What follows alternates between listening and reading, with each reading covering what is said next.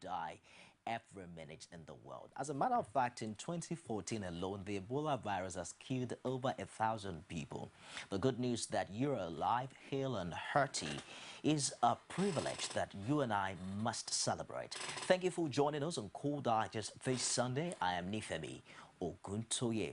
All right, lots have happened in our recent history as a nation. Of course, we had the Boko Haram crisis in northeastern Nigeria. Of course, recently we also heard that they declared a part of Borno State as an Islamic caliphate. In the middle of all of that, one Liberian American, by virtue of probably fate or what some people have named quite a number of things, came to Nigeria and imported the much dreaded Ebola virus disease.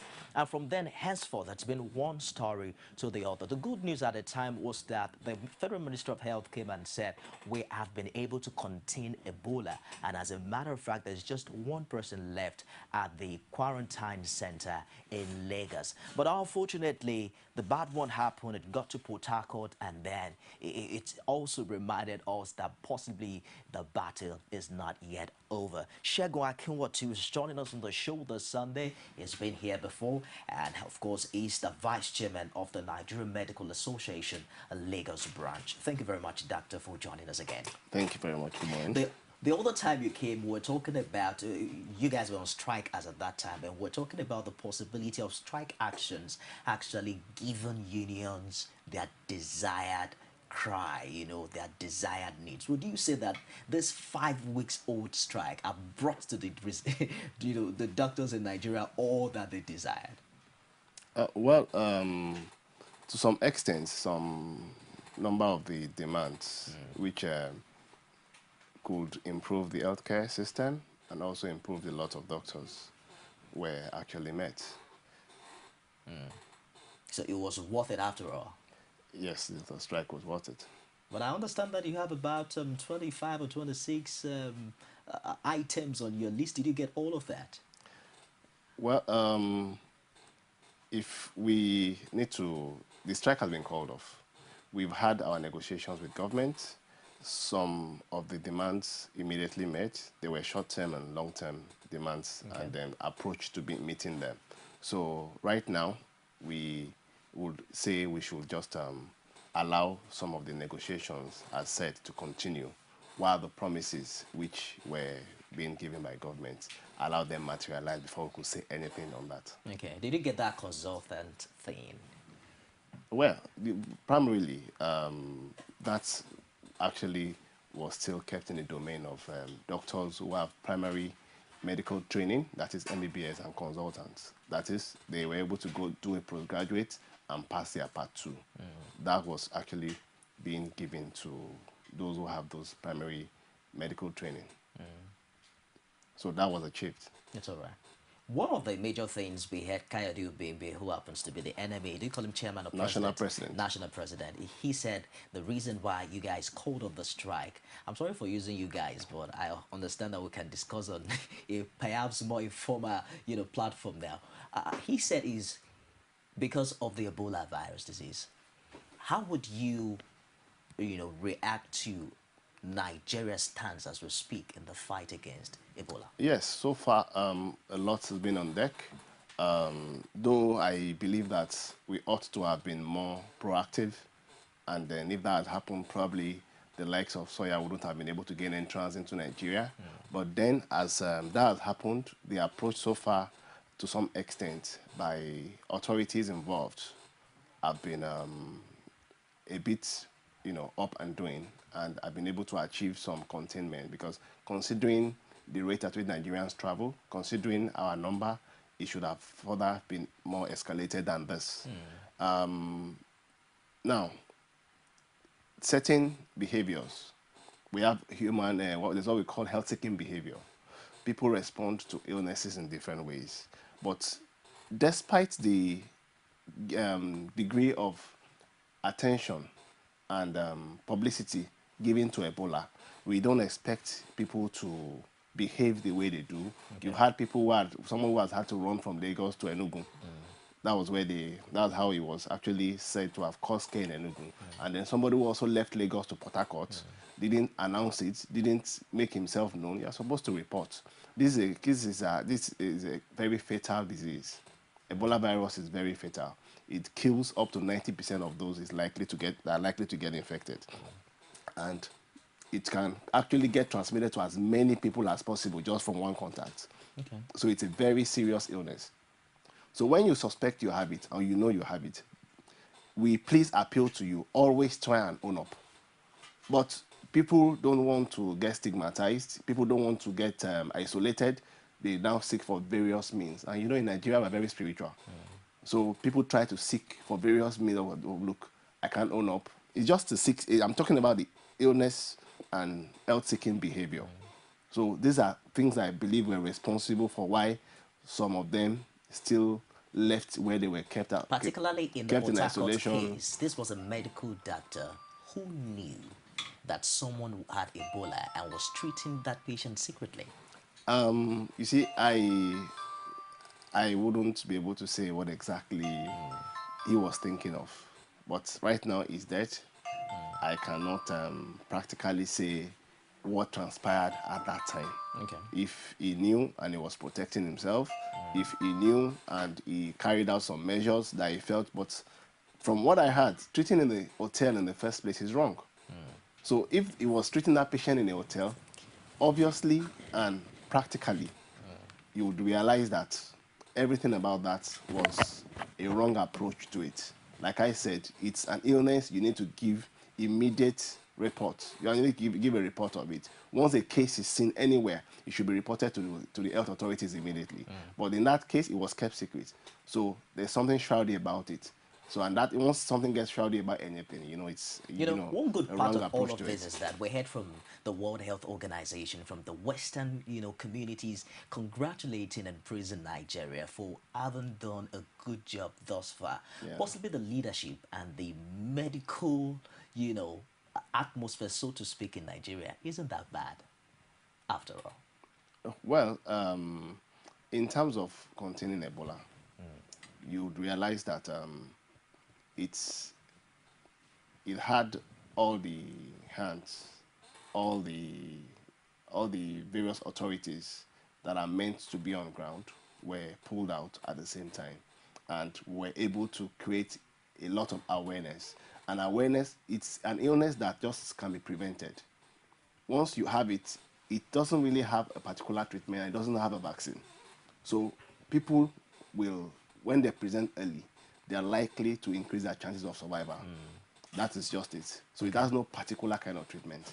So Nigerians were given enough information on how to prevent themselves, personal hygiene, washing your hands very well, keeping environment, the disinfecting environment. Once you suspect someone has it, you report immediately, they isolate the person. The doctor or the healthcare worker involved in treating that person is also protected with personal protective equipment and the likes of that. You avoid going to certain places, you avoid certain contact with people. Once you know a relative have it, has actually acquired it, you need to immediately isolate that person, and further contact with family members is reduced. And even the health workers also are enlightened. They change their apparels, they change their protective equipment whenever from one patient to the other so that they don't continue to, sustain transmission and the rest of that. And then they also have to get sanitized before they leave such environments. The rate of survival seems to be higher in Nigeria than other West African countries. We didn't get the ZMAP, the other drug they said is a pesticide, yet we had people recover from Ebola in Nigeria. What were responsible for that? Early intervention. The illness is viral, as we said. Viral infections sometimes get self-limiting in the sense that the virus replicates in the system, produces the symptoms, but once we have early interventions in managing the symptoms, the patients are likely to overcome the illness in the sense that the virus will wear out in the body of the individual eventually, and then symptoms will be controlled, vomiting and diarrhea, the person gets rehydrated. There's IV fluids with other nutrients impregnated in it given. Temperature is managed, body pains, headaches and the likes are all managed. But then, is there a possibility that these people that were treated can now become hosts and possibly carry up the virus and have a possibility of transferring to others, even while they've been healed? Once they are cured of it, in the immediate weeks, it is said in literature that men can still transmit it to others through sex, through sexual intercourse, Even after treatment? even after treatment, for just about, I think, 6-7 weeks Okay. after the treatment. But beyond that, I think the virus actually gets exhausted within the person's system, and the person is safe.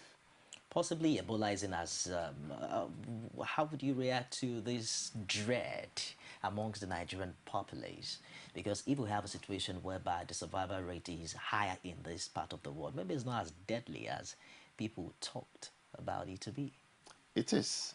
It is as deadly as it has been talked about. But it's just that our approach has been people here were a bit on top of their toes. The approach was actually very swift and prompt. Patients were promptly attended to. They were isolated immediately, and whatever is required to keep them in good health was provided. Okay. So those are means, and then you don't. Once somebody is said to have had a contact with a primary contact, the person is traced. The person is immediately taken away, isolated, and observed for the period of incubation period. If the person doesn't show symptoms, he's allowed to go. Okay. So you are reducing means of transmission by always trying to trace all those who have had contact with somebody who has died of Ebola. Okay. And then there's also information that once these people die, they get cremated immediately. That is, they are buried, and they are not allowed to have contact with their relatives who usually carry out the normal burial rites. If that was allowed, they would have been, because the dead body also is contagious. Okay. So with this adequate information about prevention and how patients can be isolated, that was able to give enough impetus to trying to curtail the spread of the Ebola outbreak in Nigeria. Okay. There was a story about came in recently, I think yesterday, from the north. I think it was Kano, Kaduna. The state government wanted to, install a quarantine facility in a particular area, and the people revolted that no, it's not going to be in this neighborhood. How would we encourage these government civilians relationship in the fight against Ebola? But normally one would have thought that if we're going to bring a quarantine facility, why bring it to a populated area? Why not go to a desert, or a deserted place, so to speak, to start that facility? Oh, yes, you're correct in the sense that when you need to have an isolation quarantine area, it should be somewhere secluded, not within the community, because we don't even want to manage those patients close to people. So probably that was, I don't know the details, Okay. but if it was in a village which is said to be isolated, probably there was a breach in communication. I expected the government to have tried to discuss with the village heads, the various religious leaders in that community, bring them together, enlighten them adequately that establishing this here doesn't mean anybody can contract it, and that they will give adequate protection against the people who live in that area. Okay. And explain that to them. I think that would have gone a long way. But I guess people probably just saw things happening, probably an infrastructural build-up, and they were like, what is this about? They say the quarantine. If the approach was like that, if they were surprised to hear about it, that may make them resist it. But you see, in implementation of policies, it is always suggested that we carry our people along. Okay. So I think maybe that was a bit lacking in that. I'm not sure. It's all right. Let's get to the heart of the matter, and it has to do with the role that medical personnel would play in this historic fight against the virus. What's the big deal about life insurance and the 60,000 daily allowance? That's actually the focus of the show today. The last time you came, you talked about the hazard allowance for doctors being just 5,000 naira. Has that been reviewed now? Well, there is a proposal to have it reviewed. But you see, when you say reviewed, that means implementation has started. So it's when it gets implemented eventually that you say it has actually been reviewed. Okay. So there's a proposal to, I think, make it something between 20 to 30% of the basic salary. Okay. So we hope that would come to reality soon. I understand that doctors or health workers are paid 60,000 naira daily to fight Ebola. Tell me about that. Well, 60,000 naira daily you talked about is actually, I think, for doctors who are involved in the case management. Okay. Not all, because we have various committees, various groups, subgroups in management. Those who are in the epidemiological group, and also those who are in the contact tracing and the case management. Okay. And case management are those who actually have direct contact, you know, treating the patients directly in the hospital where they're isolated. So, well, that is the incentive from government. But you also know that no amount is too much to be given to, such a kind of illness, to manage such a kind of illness. I'm sure if you had to ask people who are involved, they would, have requested for more. But what's the turnout like? Because even there was a time we're hearing that even health workers turned down that amount just to run away from whatever is called Ebola. Well, because I hear what people say, even when you try to suggest that you want to go, either your wife, your brother, your sister, your friend, you say once you go, even I've had landlords tell doctors, if you go to the Ebola treatment, you will cease to be my tenant. So a lot of stigma is associated. That's why sometimes we know doctors who work there, but openly we can't tell people their names, because there was this dilemma about NMA not being involved in the management. And we tell you that resident doctors are even part of these doctors that are managing these Ebola patients directly, but we just can't call their names openly. So that is about that. But primarily, I think with the current calling off of the strike, there will be more hands available, over certainly more than enough available to be able to attend to these issues. But before now, there were enough hands, as I would say, because patients were never at any point in time more than 5 or 6 who were actually said to have fallen, ill with the Ebola infestation, infection.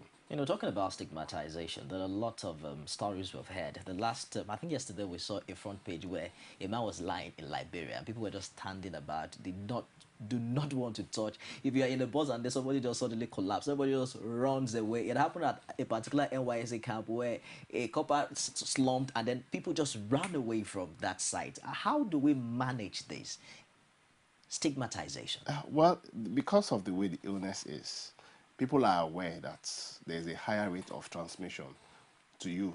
You can easily get infected when you come in contact with the person's body fluids, any kind of sweat, saliva, vomitus, that's what comes out from the person, urine, stool, blood. Once you have contact with such, even semen, you can easily get infected. So people try to protect themselves by trying to stay away. And that is what we advocate for. But what should happen next is they should call authorities, because if you watch some TVs, you see Ebola helpline. Some pamphlets have been distributed around by various health authorities. There are various helplines on it. So they can call them that there's a suspected individual here who needs help. And I think they should, at that minute, find a means of isolating that person, preventing other people from coming in until they're able to establish that it wasn't due to Ebola. Because you never really can tell who has had contact with who. Okay.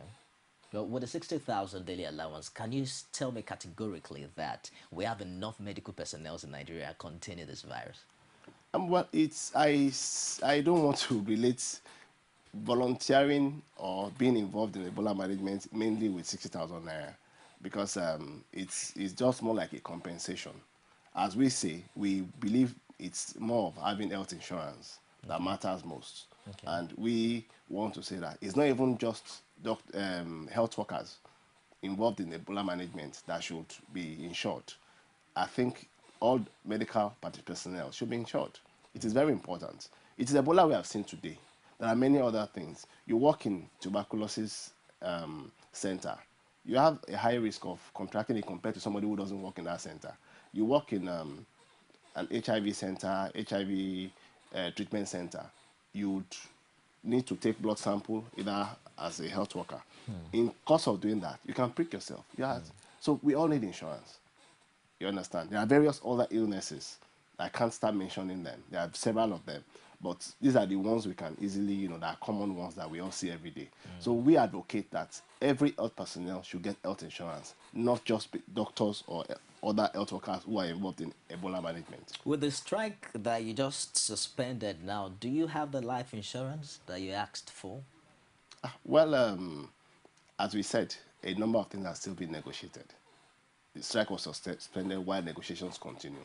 So we want to believe that we are in a reasonable environment, and want to have a lot of trust that the government would be able to see reason with these things we are talking about, and be able to provide certain conducive environments. Provision of health insurance is part of those conducive environment and conducive factors that we require to, you can give your all when you know that no matter what you do, after adequately protecting yourself and doing what you should do as a health worker.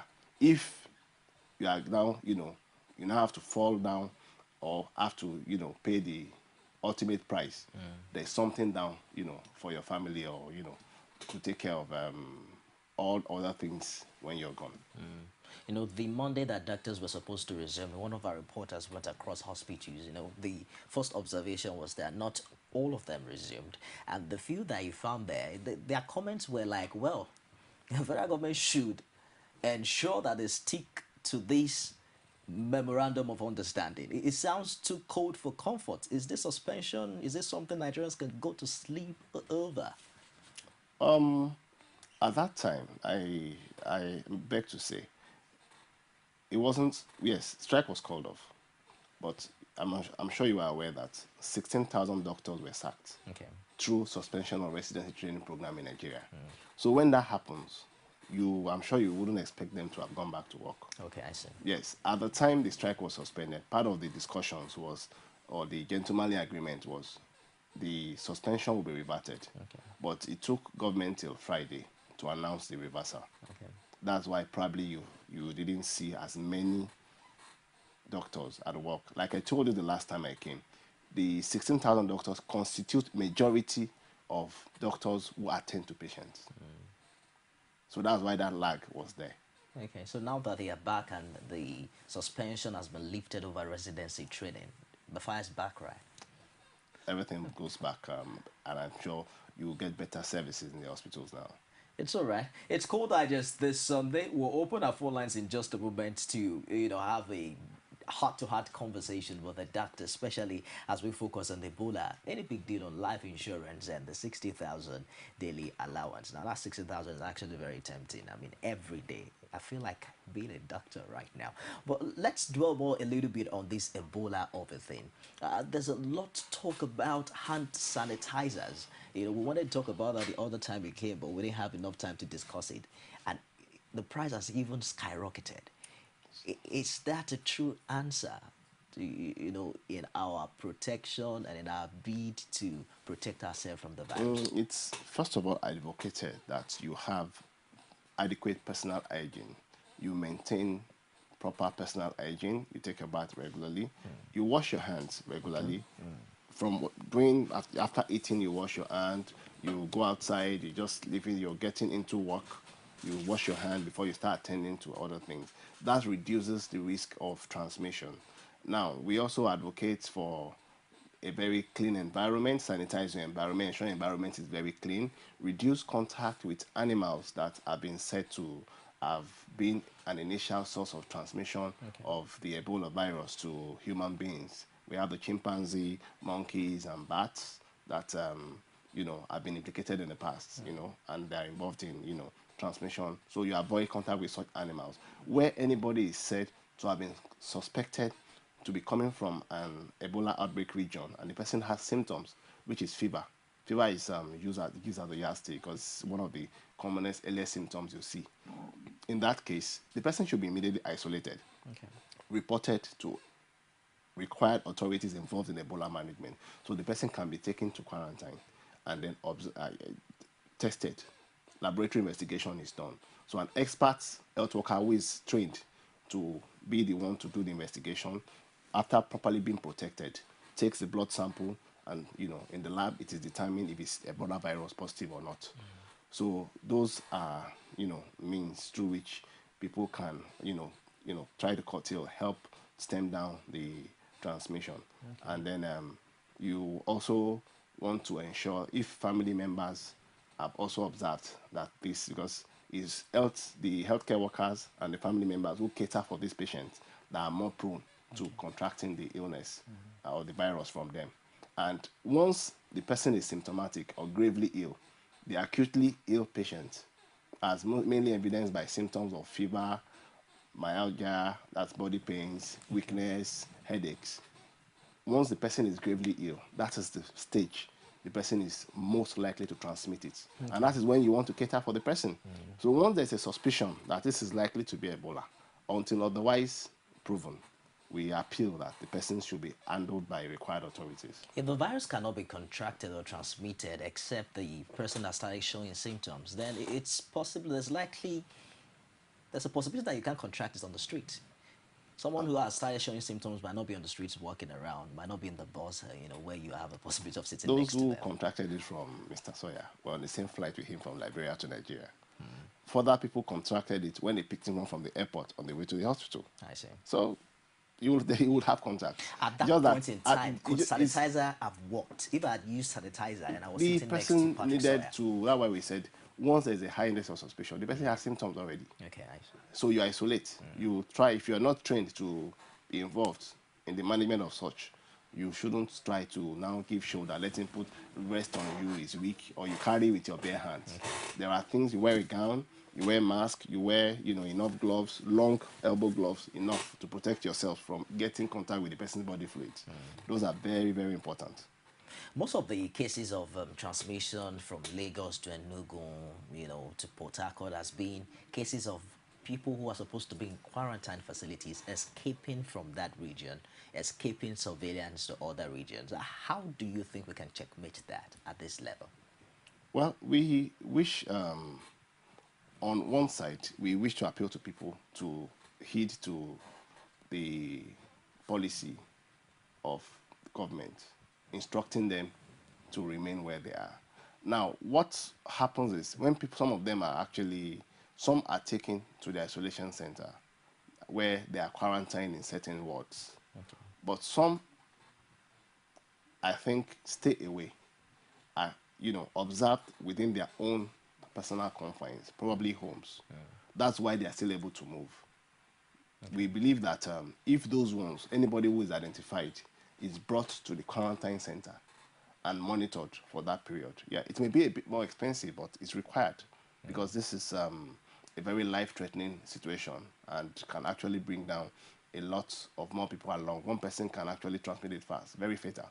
So we don't want to, give room to any chance. Once someone is suspected, bring the person to where he can be observed and monitored. And when there are no symptoms, for a certain period, the person is allowed to go. Okay. So that is the incubation period has been exceeded and there's no showing of any symptoms. Could it be as a result of the condition, the welfare condition in these quarantine facilities? Well, have you been there before? I've been there, and I must say to you, I think the place is properly, very, very, very well conducive. Okay.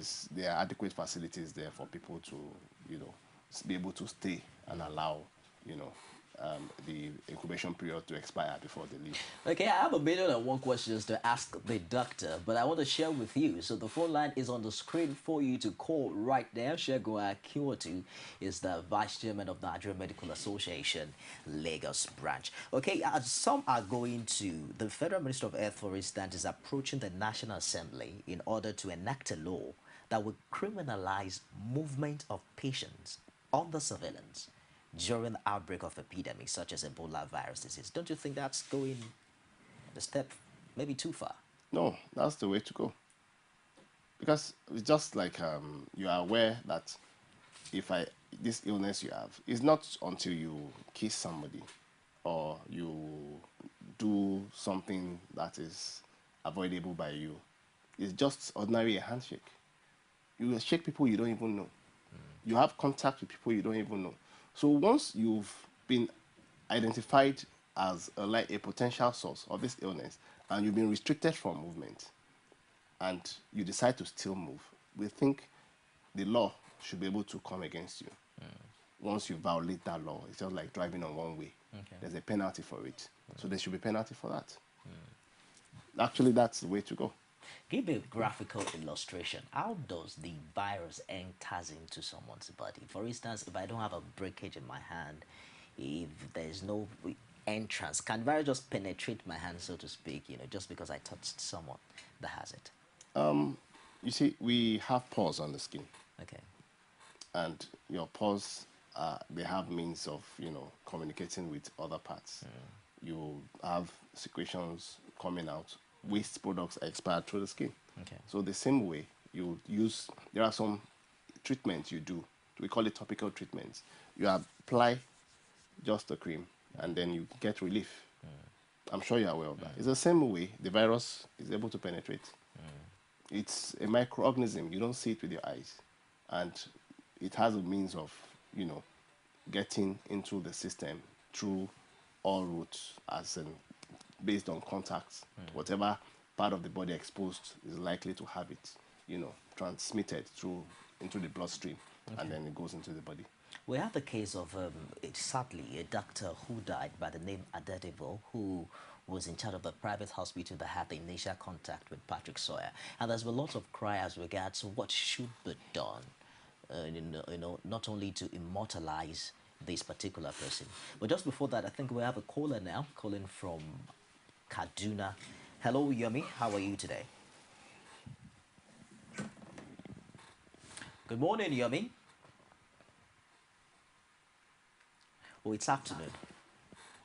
Yeah, it's absolutely. Oh, I'm afraid we lost that. Keep trying. When you dial that number, enable that you turn down the volume of your TV set. So let's do the conversation on the phone so we can do without the delays and the unnecessary feedback destruction. Thank you very much. What do you think should be done to, motivate other medical doctors to follow in that patriotic line? Because some even said she, at the time, became physical to restrict that man from moving away from the hospital. What can be done, as we said, is we have adequate provision of personal protective equipment. Okay. If she was well protected at that time, probably there wouldn't have been a means of transmission. But I'm sure there weren't the current personal protective equipment being used, the gowns you see people wearing as if they are wearing the moons, that's the astronaut suits. I'm sure you see those who are dressed like astronauts, but these are doctors. If she had those gadgets in place, I'm sure, despite trying to physically restrain him, she may not have had a transmission. Okay. But probably she was in a normal outfit and the contact came. And I said body-to-body contacts. There's secretion, the man sweats, touches her skin, and then the transmission occurs. Well, the outbreak I'm sure of she the was trying disease- to, hold him down with his hands, with her hands. Okay. And probably was also struggling, and then in the course of that, and before them, there may have even be other means of contacts, trying to check his, sometimes we use the back of our palms to check a patient's temperature. Okay, just a minute. We have a caller from Abuja. Good morning. Good afternoon, Angela. Hello. Yeah. Please go ahead with the contribution. Yeah. The question I have, mine is the question. I've seen numbers, emergency numbers that should be called if one feels or sees anyone displaying symptoms for Lagos. What I want is to get emergency numbers for Abuja because I am in Abuja and I work on the health, safety, and environment with Dantata and Sau. So I need those emergency numbers for Abuja in case any of my staff is displaying such symptoms so that I could put a call through to you to the right persons. Thank you. Thank you, Angela. I think you asked the right question for the right doctor. Of course, we heard about the 08000 Ebola line. There's a website, but I think that's restricted to Lagos. Well, we have the National Ebola Response Committee, Okay. and they have so far been able to incorporate from the federal ministry and also members from state ministries. Okay. So we expect each state by now to have had a policy formulated which includes the prevention or isolation centers. Like you said, somewhere in Kano, they were trying to provide a quarantine place. And then when people are said to be suspected to have the virus, these people can call particular helplines which are available. So the ones up now, maybe for Lagos, or as you said, maybe, but I'm sure somewhere along the line, each state should have its own. But if they don't have it yet, we'll inform the National Ebola Committee, a response committee, to ensure that each state has a local line they can call for a swift response to whoever is said to require isolation based on symptoms. It's all right. Thank you very much. Thank you very much for the observation. We might not be able to give you one website now, but all you have to do is Google it. Just do Ebola helpline, and I'm sure you'll be able to get something related to Abuja for you. But since the outbreak of this virus, people have started to dread hospitals. How safe are our hospitals in Nigeria to patronize? At least what we know is nobody wants to go to a place where he or she stands a higher risk of contracting the illness. Likewise, no hospital also wants to be said to have had a patient that caused outbreak of Ebola to other health workers there. So a number of hospitals have stepped up their games. You go there, before you go into the hospital, they've made, some have made sanitizers available, and those who don't have that already constructed other means of washing your hands. We have the wash hand basin with a tap before you go inside, and means of, dryer, where you don't have to actually use a napkin that is actually going to be used by someone else. Some use disposable hand towels, for cleaning. So people are putting various measures in place. Just a minute, doctor. Let's take this call. Hello, Latifa. Good afternoon. Hello. Well, with you, please go ahead with the contribution, Latifa. Hello. Hello. Go ahead with the contribution. I want to ask a question. The doctors that were sacked, are they going to be issued another employment letter for the ones that received their letters of the sack letter, the initial sack letter? Are they going to be issued another letter now that they are being called back to service? I'm sure there was a letter they were given. What was it called? Well, from we had of letters of termination to be given by the medical directors to the doctors. But the instruction from NMA was that no doctor should receive. I don't know of any doctor that received. And likewise, following the suspension and the recall of doctors to work, we don't expect new letters. Well, we had a reinstatement letter or something. Well, when you talk about a reinstatement letter, you reinstate somebody who you gave a letter of termination. Okay. That's the way we understand it. And likewise, if at the same time they want to still issue letters of termination, if the letters of termination are given at the same time, the person is given a letter of reinstatement having the same content. It actually you have a letter neutralizing the other one. Okay. But if letters will be given to them before they resume, is I think what actually should, not really affect anything. What matters most is the pronouncement of the federal government that doctors have been recalled to work. But you're possibly not suggesting that there won't be any formal written agreement attached to it. It's just going to be a free flow as if nothing happened. The reversion was an unconditional reversion. There was a reversal of a suspended residency training. Okay. And as to the best of my knowledge, no doctor has collected a letter of termination. It's all right. We have Saka calling from Kaduna. How are you this afternoon?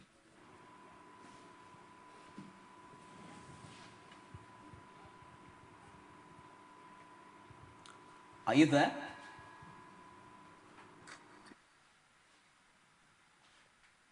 Okay, please try again. That number is flashing on your screen. Turn down the volume of your TV set when you're connected. Thank you very much for your cooperation. We So had, okay, please. still on the letter, right? So what is there is we saw the letter, a copy. You know, you have e-copies of letters of termination sent for those who had access to it, but nobody actually, as in, to the best of our knowledge, was known to have seen one or collected one Okay. physically. Now, letters of restatement, if there is any eventually, we would need to see it, scrutinize, and if it has no conditions attached, it's similar to, okay, you just a simple statement, it's no problem. Okay. But the fact is, where there are other clauses that were not in the initial agreement you had when you were actually employed, we think such will be rejected. Are you expected to be paid for those times, those days that your appointment was terminated? Ah, well, we should be. Or how? Why? It was less than we when you say appointment was terminated, when was it terminated? When was it reinstated? It was less than, but I think about duration of 2 weeks. Okay. So if you were just terminated for 2 weeks, a month has 31 or 30 days. Okay. Let's move very quickly from that. Some West African countries have shut their borders, from other countries that had occurrences of Ebola. But Nigeria is saying it's like we're doing this, the Good Samaritan here. We're playing this Good Samaritan. And the Minister of Health said it's not in line with UN something something. Shouldn't we have shut the borders now if we have trouble? Of course, the only trouble we had now came from Liberia. At that time, when the index episode came into the country, at that time, there weren't measures at the airports and other ports to check the influx of people who may have contracted the illness. But I think what the minister is trying to say is there are always means of controlling the infection through these borders, rather than outright shutting of your borders to Okay. passengers coming from countries where there has been Just hold your Ebola thoughts outbreak. for a minute, Doctor, please. We have a caller from Akure. Hello, Sean. Segun, rather.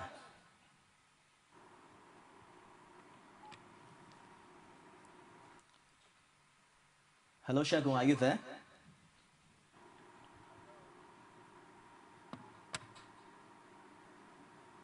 I'm afraid we lost that. Please try again. Go ahead, Doctor.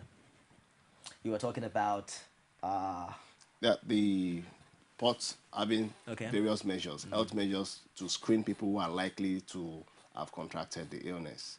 So I think what the nation is trying to do is we are I think from I'm trying to see from the minister's perspective, so far they've put a lot of measures in place within the country and at the borders, that's at the ports. Okay. So and somehow, to some extent, it seems there isn't an exponential increment in number of cases that we have. So to some extent, it's being controlled or curtailed, as the case may be. And if you now say you want to completely shut your border to other countries, I'm sure we are part of the Commonwealth of Nations. There are policies guiding that, regardless of infections, regardless of infestations or outbreaks or epidemics. So if the minister is trying to play within the policy that makes us part of the Commonwealth, I think is not really out of place. One wonder what happens to thousands of other entry points into Nigeria that are not legal. There was a time we heard from authorities that there are over 1,000 entry points into Nigeria. Shouldn't this be a wake-up call to Nigeria to fence up the whole country? Are we bigger than having, than not having borders? Well, I think those are issues that the federal government needs to really look into, because I think part of why we had a lot of problems controlling the Boko Haram menace is because of these same borders where people came in, and as some of them were said to even not be Nigerians, they were seen to be from other African countries.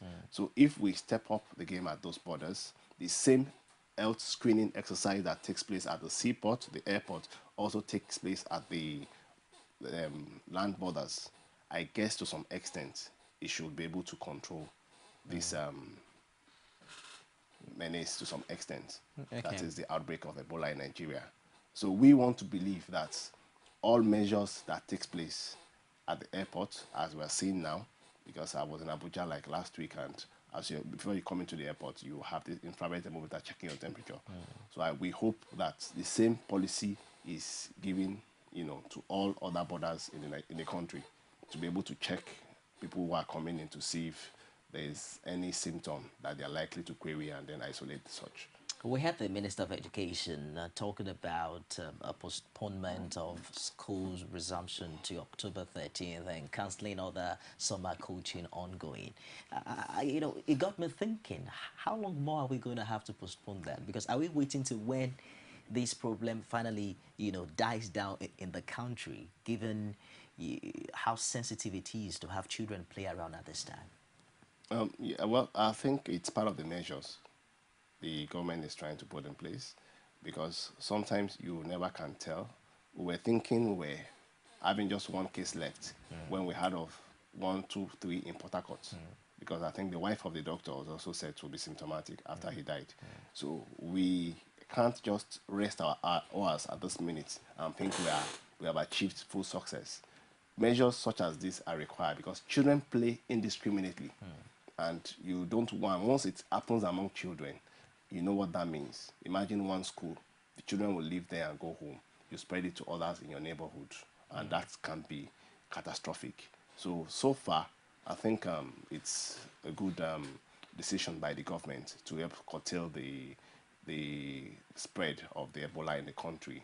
And we hope by that time, with the current measures on ground, we should be able to have curtailed it completely at that time. We can't possibly close our schools forever.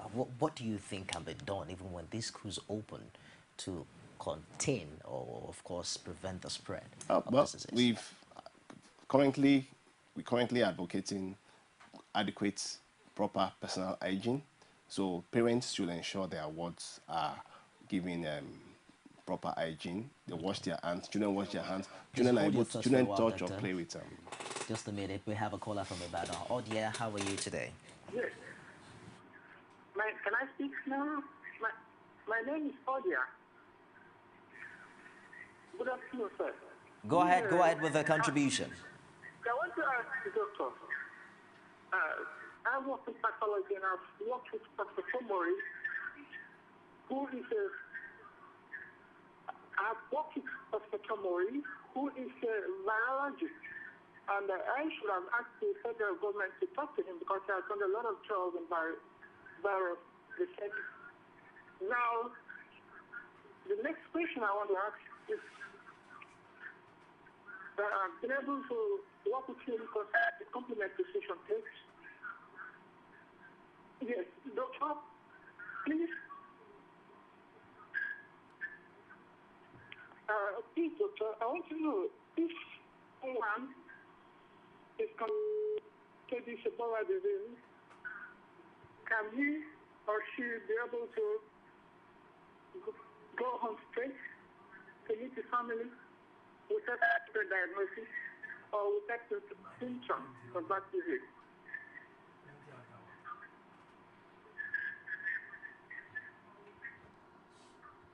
And be able to go home immediately? Is that the question? I'm afraid that our caller was listening to himself on the television, and that's what I said earlier on. When you're calling us, keep the conversation on the phone so that we can do without the delays. We can hardly hear you when you talk a little, and then, the split seconds delay.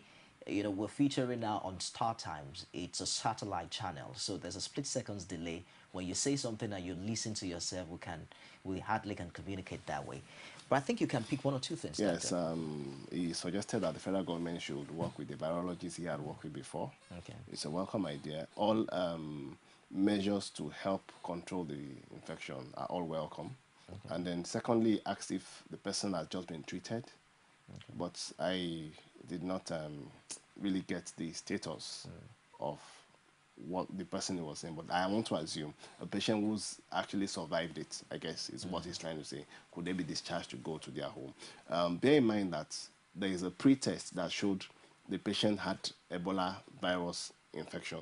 Okay. And before they are discharged home, they also run the same test. It's a laboratory test that shows if the virus had actually been exhausted from the person's system. And once the virus is exhausted from the person's system, the person has tested negative. Okay. So the person tests negative to the second test. I think to some extent they are safe to go home. These doctors that are in care of Ebola patients, how free is their freedom? The ones who will now pay 60,000 naira a day. Do they Well, have the freedom to go home, interact with people, with their wives, and do all of that, live a normal life? part of the suggestions, we gave at the meeting was they should have them housed elsewhere during this Quarantined period. also. They have them housed elsewhere during this period. Okay. Wherever they need to rest, they keep them somewhere while the other person comes to take over. Because one person cannot, run the entire thing. They have shifts they run.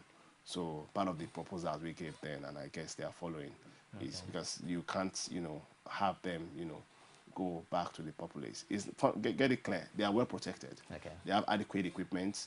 We have a number of prevention precautions measures taken before you go in. You wash your hands adequately. You have jig or hypochlorite, on your feet, so that when you're coming in, you get some degree of sterilization. And depending on the level of entrance you are gaining, Okay. because Just a minute, we have a caller from Calabar. Happy Sunday. Hello? Philip.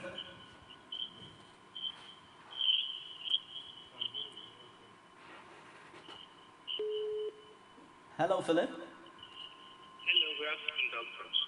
Good afternoon. Go ahead with the Good afternoon. contribution, please. Thank you, doctor. I actually want to find out how the government have been able to manage some of these prayer homes, because we know that when certain ailments, or let's say certain things cannot be done in the hospital, they move some of these people to the prayer home. I want to know the measures the government has taken to see whether they can curtail and regulate people, the movement of ill people to prayer homes. Because as I'm talking to you, if you go to Port Harcourt, you find so many hidden prayer homes within so many places, and government has not done much to see how they can manage these people and regulate their activities. You have issues where you have some Ebola patients being taken to prayer homes, and the so-called pastor, the prophet, who touch them and pass through and see you the same man to touch other people in the church. And these same people are contagious. You go back to their individual homes and to spread this same virus to their people. So I want to know the measures so far, and the government is trying to regulate these people. Philip, for calling from Calabar, it's talking about, we're a very religious country. People get sick and then normally they don't even go to hospitals, and then they go to faith-based clinics. What measures are on the ground to check that? part of the pamphlets, the information and educative materials generated for Ebola contains aspects of spiritual healing. Okay. And it's written there that it's not known to be treated that way. Ebola is managed in a hospital environment. It's Okay. managed by trained and specialized healthcare workers. That's there. And when we heard early that some prayer homes have given rooms or have invited anybody who has Ebola to come for cure, the Ebola Response Committee sent some delegates to the heads of those churches and got them informed about this. Now, in addition to, got to inquire, do they really have those patients under their care? And they all said no.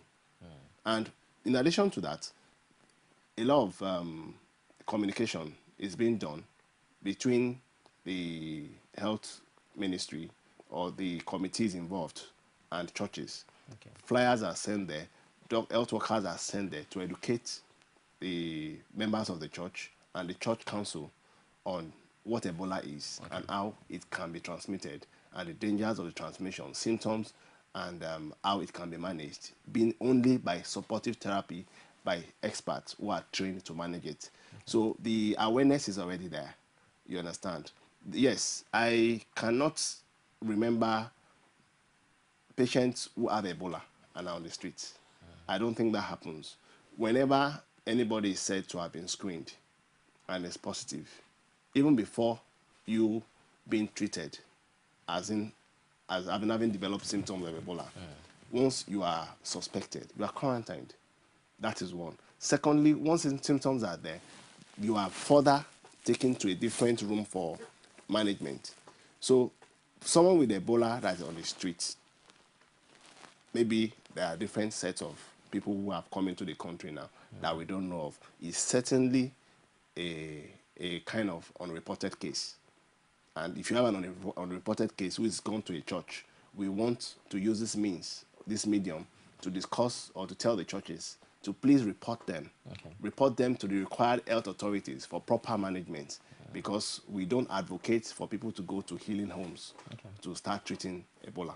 I can't recollect the name now, but there was a worldwide American evangelist in Zaire, as at the time the first outbreak of Ebola in Zaire, who was known by history to have healed Ebola, from what we call the faith-based clinic. As a matter of fact, the virus was put on his bare hands, and under a telescope or microscope, what do you call it, the virus died even at the contact with his hand. If there are preachers under whatever religion who claim to be able to heal Ebola, can't we verify the proofs? Are there not provisions under the law? Are there not provisions, as we speak now, to have them verified so that we'll have people being misled? If somebody has claims that he can heal Ebola, you understand what I've said, the patient would not on his own just go to such places. Okay. Because first of all, as you understand, these patients are meant to be under isolation.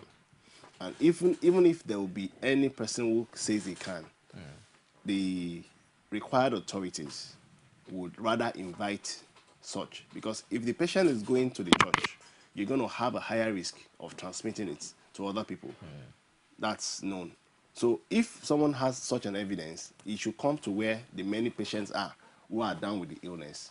Or probably we can fly the person to a country where there are so many people like Sierra Leone, Liberia, and the person be able to show what he has. That's all right. It's Cold Digest Sunday edition, and I've been speaking with Segun Akinwotu, who is the Vice Chairman of Nigeria Medical Association in Lagos. We'll take a short break, and we'll be back to take more of your calls. Stay with us.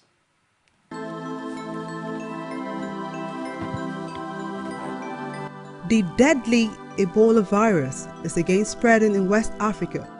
The virus has fatality rates of up to 90%, meaning many who contract the disease die. A subcontinent have witnessed over 900 deaths. Please help prevent the spread of Ebola by observing the following precautions.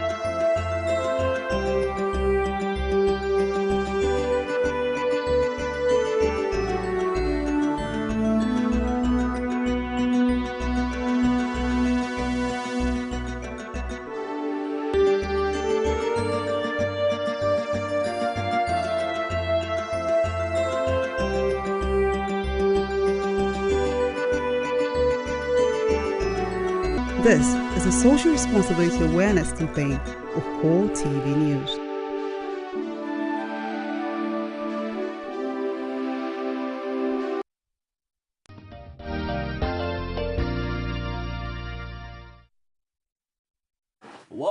back, and thank you for staying the course of the show this Sunday. It's the last day of the month of August. A brand new month is forthcoming. It just, it blows my mind to know that time doesn't wait for anyone. I mean, can you recall? It was a time we say Happy New Year, Doctor, in 2014, and it's this August, it's September, October, and before you know it, we start talking about Christmas. I don't want us to leave this issue of faith-based clinic in a jiffy, because we've had a lot of claims. Some will say, there's a festival ongoing, you can go and wash yourself in that river, you get healed. There's one pastor, one imam there. What exactly should be the information and the education that people should have at this time for curing this disease? Well, it is important that we get to know that medicine is evidence-based. And as far as we are concerned in medical practice, Ebola is mainly of supportive management by experts who are trained to manage it. Okay. Well, people can have means of other alternatives. That is, they believe certain herbs may be taken. Just a minute, we have a caller from Calabar. Hello, Pat. Hello, good afternoon. Afternoon. Hello, good afternoon. Good afternoon. Good afternoon. Go ahead, please, Patrick. Please, can I speak with Dr. Segun, please? Go ahead, please. Dr. Segun. Dr. Segun, good afternoon. I want to commend you for this incisive explanation on Ebola. And I want to thank you too for calling off the strike for the interest of the poor masses. You're welcome.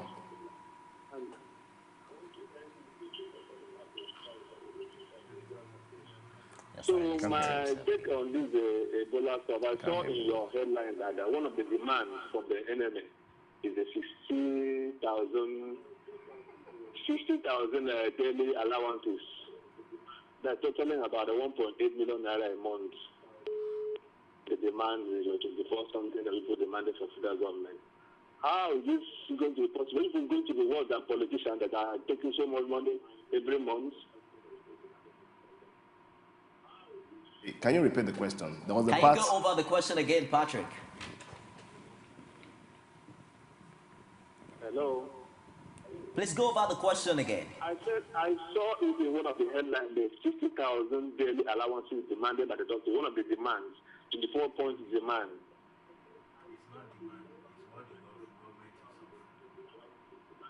Go ahead. Yes.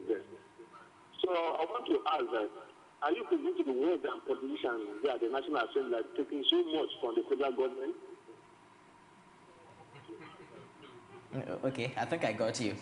He's asking if that's too much for the federal government, comparing that to what politicians end up. But before that, you were thanking Doctor. You should first thank CORETV News for providing this platform for Doctor to come. He also did.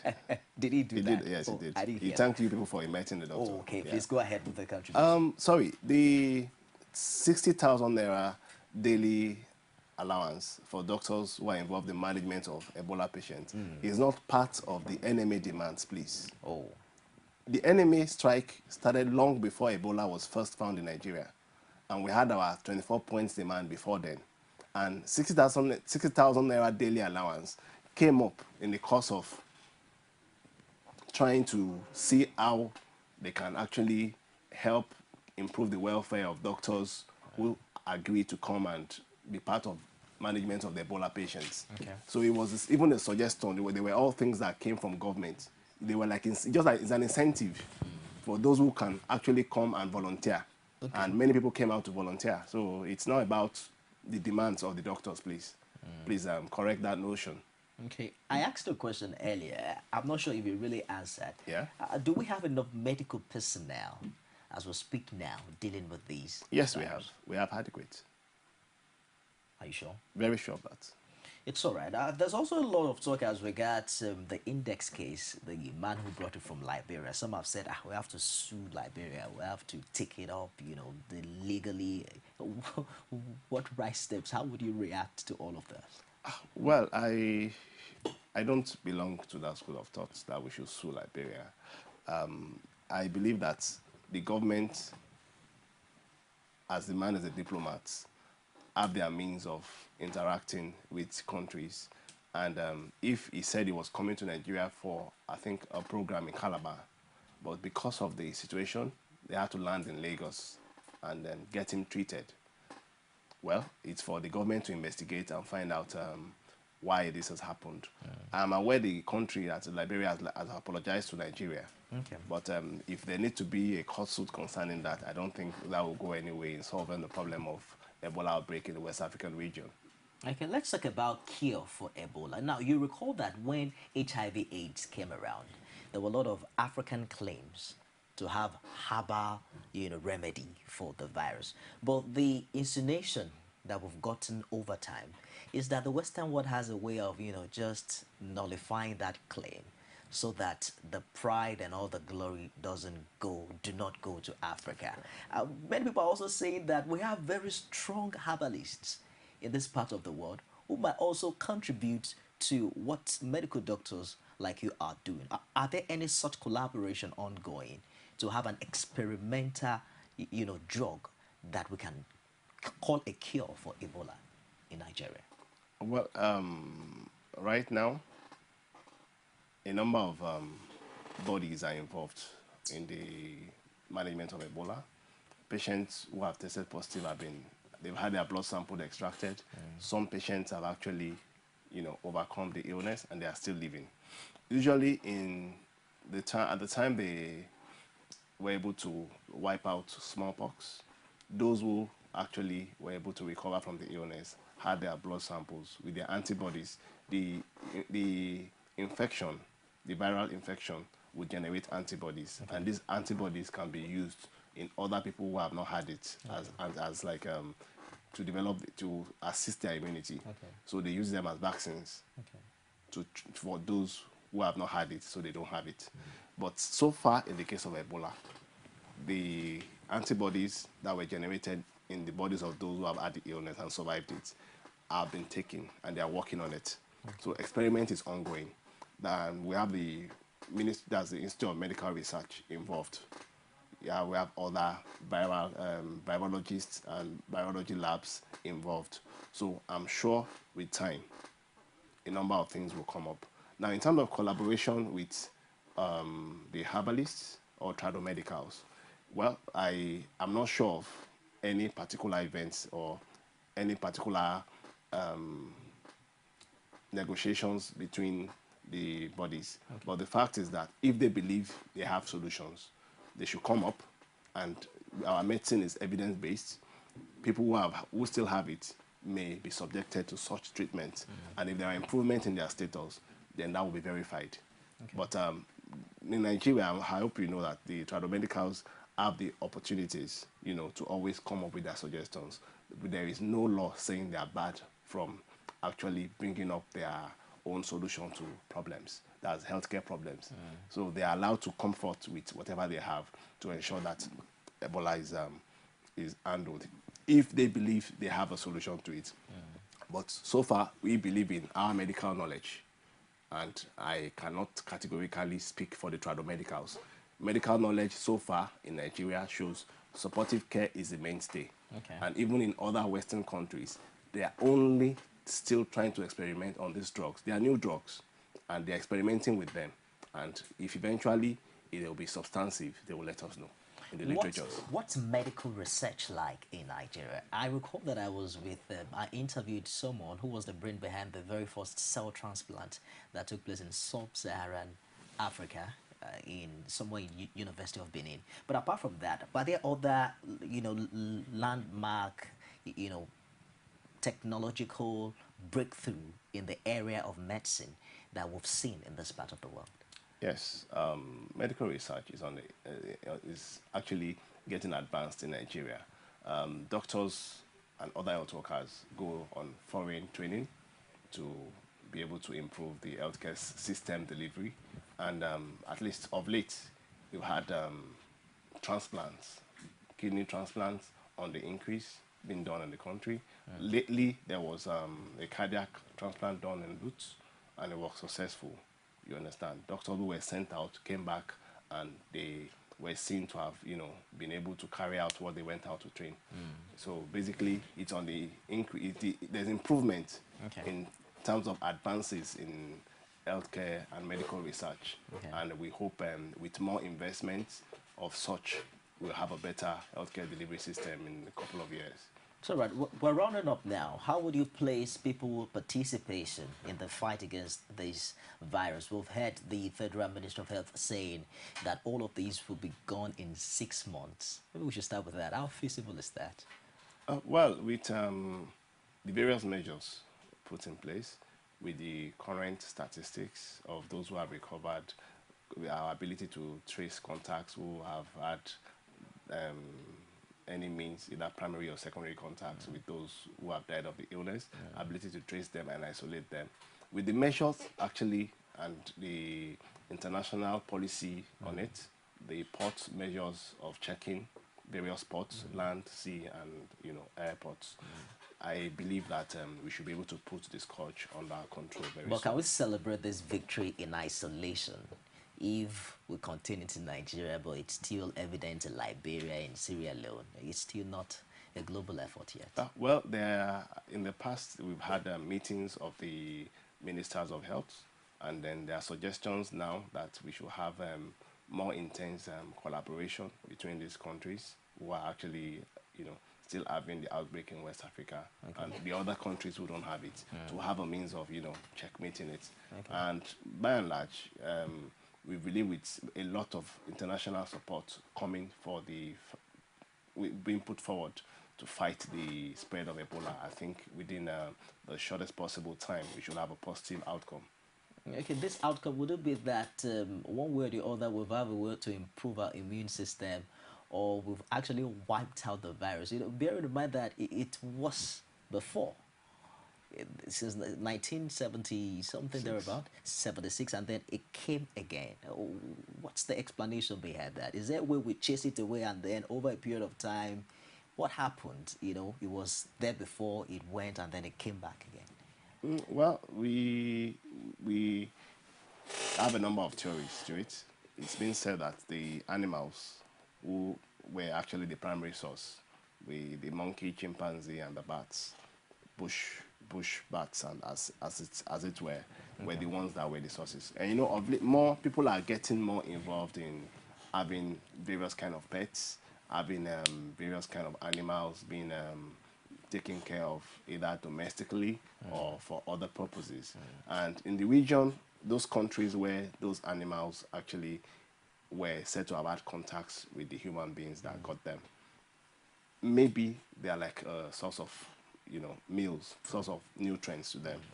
At least I know in Nigeria we don't eat chimpanzee. I don't know where they do, but maybe in those countries, those animals, we have their farmers going into the bushes to get them, and then in the course of trying to kill them and bring them for processing to be made as meals, it came back to people. Okay. So as I said, I don't know the details of those, but the fact is that it came from animals again. That's all right.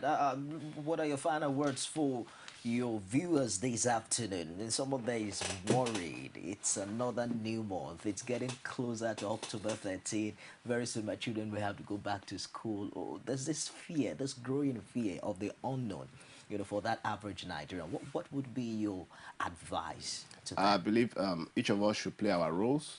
We all have individual roles which is channeled towards a nation building. Our goals should be to, as much as possible, maintain personal hygiene, wash your hands as much as possible.